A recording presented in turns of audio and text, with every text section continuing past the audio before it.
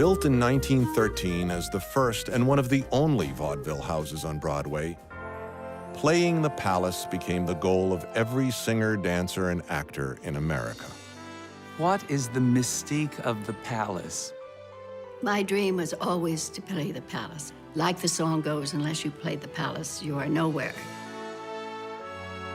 You know, Broadway. It doesn't get more Broadway than the Palace. Let's put it that way.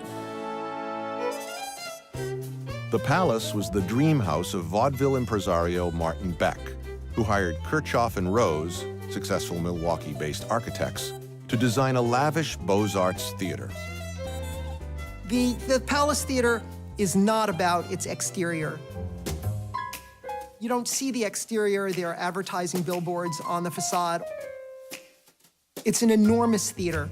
When it was originally designed, it had 2 balconies and an extensive array of private boxes because vaudeville audiences loved sitting in the boxes.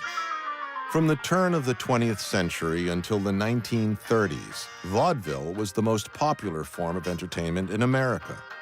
Vaudeville shows, comprised of multiple acts of comedy, song, and dance, traveled from town to town. Shows went on all day, so people were moving in and out of the theater all the time, so a large lobby was absolutely necessary for a theater like this. Shortly after the Palace opened, Martin Beck lost control of the theater to his arch rivals E.F. Albee and B.F. Keith. Over the next 20 years, the Palace became a vaudeville mecca, with headliners like Sarah Bernhardt, Harry Houdini, and Will Rogers. The Palace was the place where people wanted to work. And if you worked the Palace, it meant you were at the top of your game in vaudeville.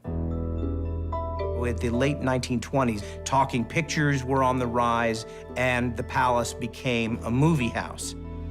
In 1965, the fate of the Palace Theater changed again when Jimmy Nederlander Sr. came to New York. So I came to New York and bought the Palace Theater. Well, we remodeled it by, fixing it up. It was an old movie house. The Palace was renovated by architect and renowned scenic designer Ralph Alswang. And we opened the theater that time with Sweet Charity with Gwen Verdon. It was a hit, immediate hit. I got lucky. Building on the tradition of the past, the Palace flourished with a combination of hit musicals and superstar concerts, beginning in 1967 with Judy Garland. Judy, great performer, that lady. She had a way of capturing their hearts. You're a grand old flag, you're a high-flying flag. I played the Palace as George M. Cohan, the hardest show I ever had to do. I wasn't a tapper before, and I had to play the greatest tap dancer in the American theater. We ran for over a year. There was not a night that I didn't go downstairs under the stage and practice my solo right before the show. Over the next several decades, the legacy of attracting legendary stars continued at the Palace, including Lauren Bacall in Applause. Her role was later taken over by Arlene Dahl. Playing the Palace was one of the highlights of my career. I couldn't wait to see the dressing rooms that other stars had used. I couldn't wait to go up in that elevator and hear those voices, to hear the laughter from Olson and Johnson and Eddie Cantor, and to hear the songs of Sophie Tucker.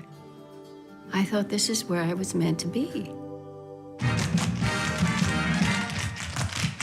In 1983, a musical about a Parisian nightclub that featured drag queens came to the Palace, La Cage aux Folles. It was a whirlwind. I mean, we basically wrote La Cage in 3 months.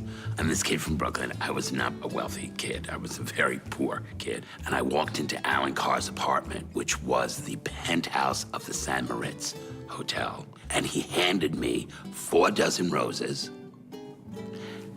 and a check for $10,000 and said, would you write this? You know, it was sort of amazing.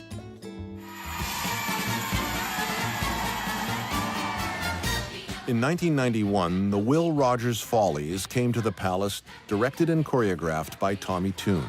For me, the Will Rogers Follies belonged in the Palace Theater because Will Rogers was a Ziegfeld star, and the Palace Theater looks like a theater where Ziegfeld would have put on his Follies. If you put the right show in the wrong theater, it will hurt it. I got the Palace, and it really made the show. To this day, the mystique of the Palace lives on. You haven't lived until you've played the Palace.